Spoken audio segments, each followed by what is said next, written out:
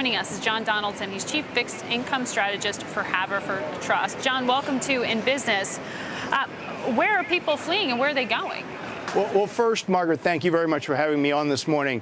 And you do see that taxes are one of the most important things to consider in economic decisions by individual people and corporations. So you do see the highest tax states being a disincentive for people, and people do make decisions based upon their own economic welfare. So you see states, New Jersey's one, where you see some big picture data where people are leaving.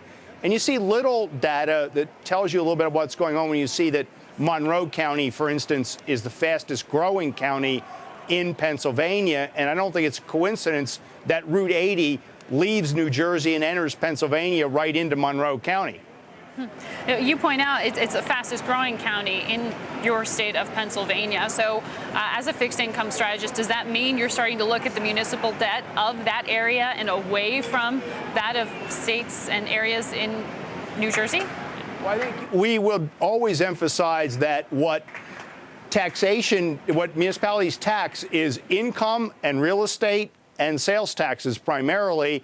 And those are all tied to wealth. So if more wealthy people leave, that tax base shrinks and then makes a credit weaker. You have to tie that together with aggregate job data, industries that are under pressure. You know, New Jersey, for instance, the two largest employers of high-income individuals have always been the finance industry and the pharmaceutical industry. And between the financial crisis from 2008 and the consolidation and downsizing at large pharma, you've particularly hit areas that have high concentrations in New Jersey. That's decisions by individuals based upon perhaps being downsized out of a job. Right. You know, so they're going to look for something else.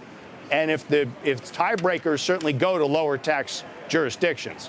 Right. I mean, this is, of course, easier said than done, because if you want to pick up and move to another state, you've got to sell your home. Right. You've got to be able to find all those things. So it's assuming that the real estate's still going to sell in those higher tax areas.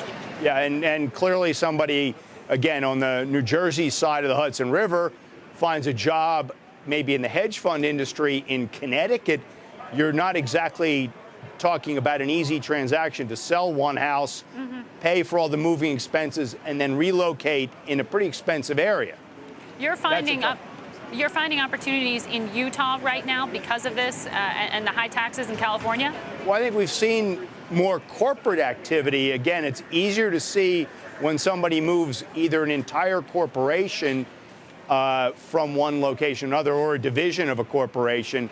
And I was just asked by one of our analysts the other day about the business and employment in Utah, and there's definitely been some out-migration from California to Utah, among other places, which diversifies the tax base in Utah, away from the colleges and the education and resorts and tourism into some other industries as well, with, high entrepreneurial content, high intellectual content.